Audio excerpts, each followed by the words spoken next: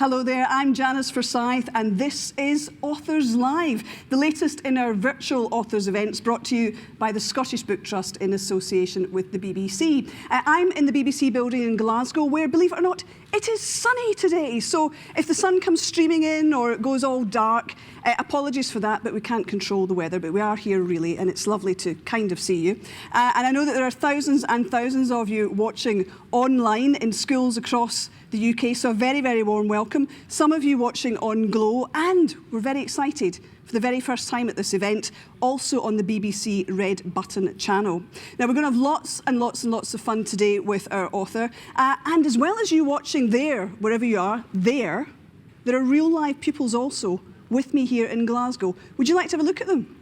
They're gorgeous. Okay, they're going to wave at you now. Wave! Aren't they beautiful? Lovely and so well behaved. Right, take those masks off now. Far too terrifying. Oh no, you're much more scary in real life. They are primary 4 pupils from Cumley Park Primary School in Falkirk, and they're completely gorgeous and well behaved, as are you out there, I know that.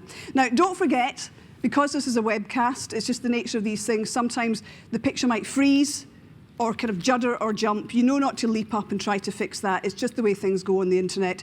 Just leave it, and fingers crossed, all will be fine. So, I won't speak anymore. You want to meet today's author, don't you? Yes, you do. He is Andy Stanton. He is the man behind the award-winning and indeed best-selling series of Mr. Gum books.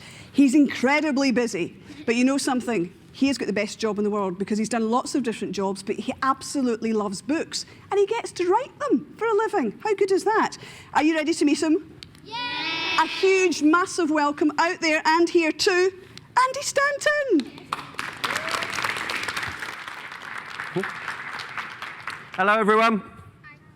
Hello, everyone. Hi. That's good. All right. Hello, my name's Andy Stanton, and I'm here to talk to you about stuff. I'm going to be talking about books and reading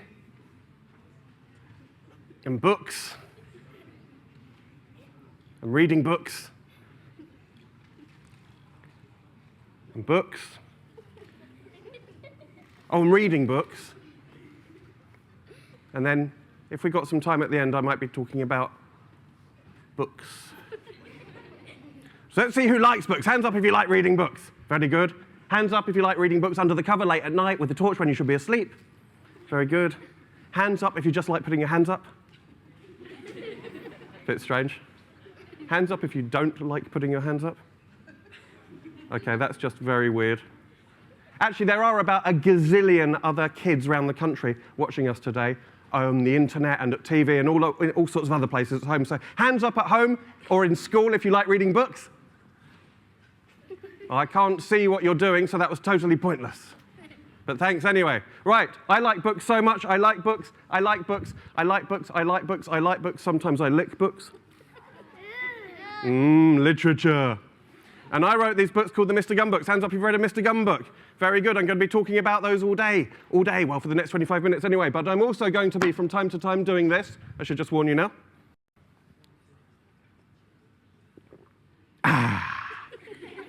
That's absolutely nothing to worry about, madam. It just means that from time to time, I'm going to be having a sip of water. I'll just run that past you again. From time to time, I shall be doing this.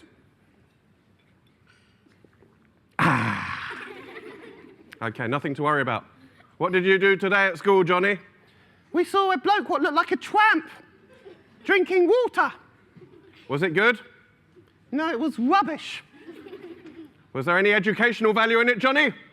No, just a tramp drinking water. Anyway, first I'm going to talk about books. How do you write books? When I was at school, they taught me lots of interesting stuff, and I'm sure they teach you stuff too. Like at school, they teach you to read, right? And they teach you to write. And sometimes they teach you how to be bored for long periods of time. Yeah? But one of the good things they do is to teach you how to write. So I was at home the other day at my parents', and I found this book from when I was about 8. And we had to write what happened to us every week at school, in our news. Do you ever have to do that? You have to write what happened to you during the week. That's what we had to do. So I thought I'd just read you a little bit, because this is some of the first stuff I ever wrote. So this is when I was about 8, and I was writing my news. It's quite exciting. You'll see what an interesting social life I had as well. It was like this. On Monday, we went to our friends. We were going to meet our other friends because they knew them as well. And we played this game, and we hid while they looked for us. And we had lots and lots of cake for tea. And then, the next line is absolutely true. This is what my childhood was like. Because nowadays, you've got your Nintendos, yeah? And you've got your internets, yeah? And you've got your giant inflatable ponies that fly through space, yeah? And you've got all these things, right? When I was a kid, we didn't have any of that. Listen to this. This is from my childhood. After tea, we played with a stick. Yeah! Stick! Can I have a go on your stick? No, it's my stick. Got it for Christmas. Oh, go on. I'd let you play on stick if it was my stick. Nah, get your own stick. Stick. Yeah! You can wave it. You can throw it. You can pick it up again. You can throw it again. It's rubbish. That's what we did when I was a kid. Then when I was a kid, I thought this was a very interesting way to end a story. After we played with a stick, and after that, I went home. Very exciting way to end a story. So I got some other things from my childhood. On Monday, I went to my grandma's house and we watched Wimbledon. And I wanted Bjorn Borg to win, and I got an ice cream from the ice cream van. And then I took apart my Rubik's Cube. And I had some sandwiches and crisps. Then I went home. Very exciting. On Saturday, I went to the fair. I got an ice cream. My sister went on the roundabout. We went into the school, and I got some Enid Blyton books. And then I went out of the school, and I saw 3 punks. And there was a thing where a man was on a bed with a tub of water underneath him and a bell on a string above. And you had to get a sponge and try and hit the bell with it, and you hit the... I don't know what that's about. And then it says, I went on the lucky dip, and I got some football cards. Then I went home. It's not really a very interesting way to end a story, is it? Then I went home. I try and come up with more interesting endings now. But when I was about 8, that's what I thought was the most interesting ending in the world. Then I went home. We played with a stick. Then I went home. Nowadays, I try and make it more exciting. My brother also had to write stuff when he went to school. My brother's 9 years younger than me. So when I was about 14, he was 5. And they made him write stuff at school, and he wrote about me. I'm going to read this to you, because this is something else about writing and what you can do at school. My brother wrote about me. It's called, oh, he wrote it all about me when he was 5, and it's called My Brother! That's me. Let's see what a nice child my little brother was writing about me. My brother is fat and lazy. On Sunday, I wake up at 8 o'clock. And my brother gets up at 11 o'clock. His name is Andy. He's 14 years old. When my mum buys a pizza, which weighs about 400 grams, my brother eats it all. He's got brown curly hair. He talks on the phone a lot. I like bouncing on him. He's taller than my mum, and he weighs about 22 stone. Do you know what the teacher's written after that? Good work, well done. Isn't that lovely? So you can do that at school. You can write, we played with a stick, then we went home. My brother's fat and lazy. Excuse me.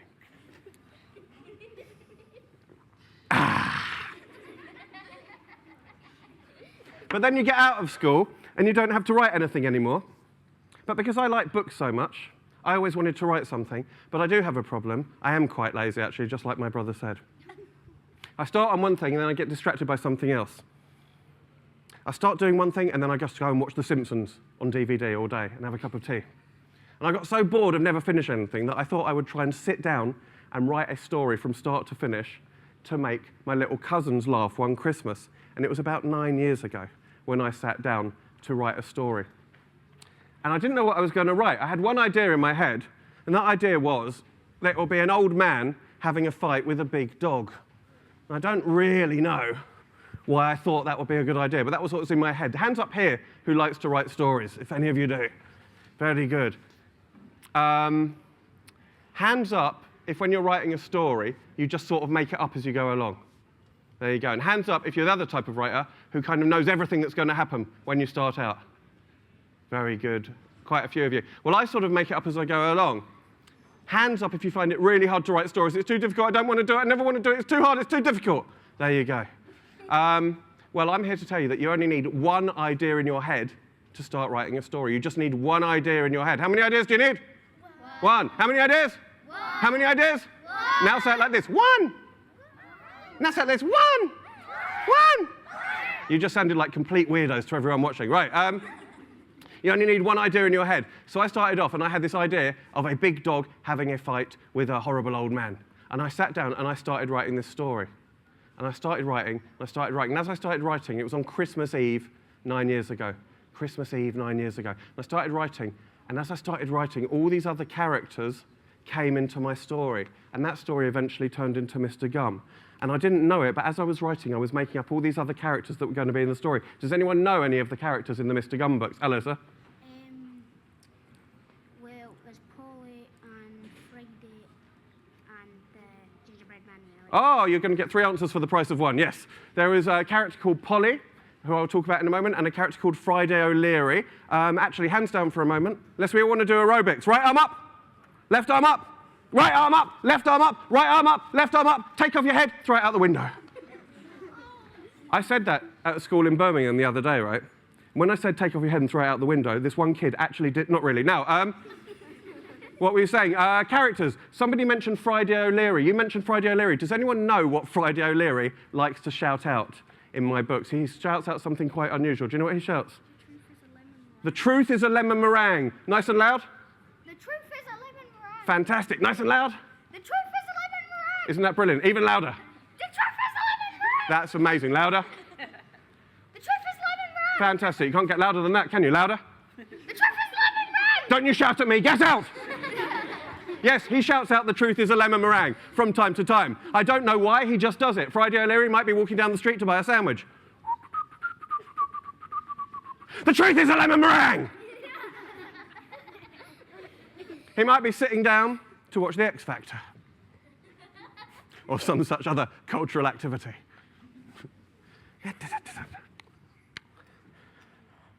The truth is a lemon meringue!